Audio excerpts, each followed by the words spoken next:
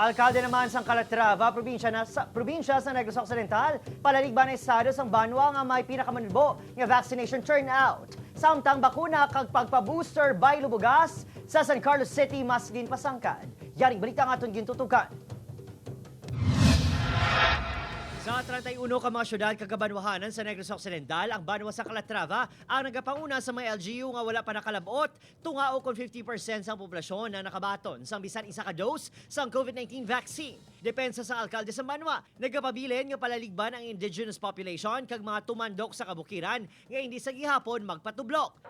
Ang indigenous people, they have their scientists that would make their herbal as a combat against COVID-19. Agon mag-improve ang performance sang bakunahan rollout. Ginaisa-isa tuktok ang mga puluyan, dalapatag sa mga residente nga kinahanglan ang bakuna. Ang areas of concern kaang isang Calatrava, ang ginatabangan man sa Kapitolyo, agon tigayon na nga mapanaog ang alert level status sa bilog nga probinsya.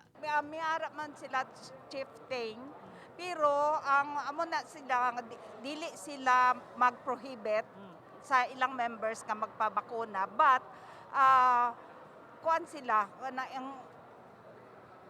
dili gyud sila. Okay. Tungod kay naa sila bulong para sa COVID. Isa ang San Carlos sa 5 ka mga LGU sa Negros nga may ara pa masobra 30,000 ka unvaccinated targets. Masobra 50,000 pang padayon nga ginahaylo nga magpatublok pinaagi sa bugas, baylo bakuna, kag booster. Kada may magpabaksinate, gahatag kami 5 kilos of rice. Kung willing, ha? Manggaranon San Carlos to.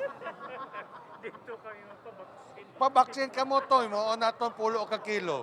Nagdakat na sa masobra 71% ang target population sa masobra 2 million sa Negros Occidental nga nabakunahan. Nagapanguna ang La Carlota City nga may 94.68% sa kabugusan nga populasyon nga nakabaton sa at least first dose.